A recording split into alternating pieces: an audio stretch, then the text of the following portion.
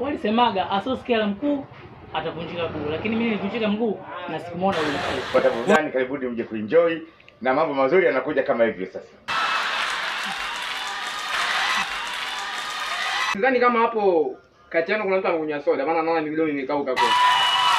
Mstake wa kubwa bwana. Wewe nani kwanza? Baba mwenye nyumba yangu. Yaani baba afu ndo mwenye nyumba yangu. Afi nakwambiaje? Kama umeshindwa, toa nyumba yako kwenye vitu vyangu. Jamani, hivi mtaki kufanya kazi za ujenzi? Ukifanya kazi za ujenzi kuna wakati ukichoka, ukisikia vibaya. Fundi anaanza kukwambia wewe, niache tepu pale. Kwa akili yako anataka unasikia wewe niache chepe.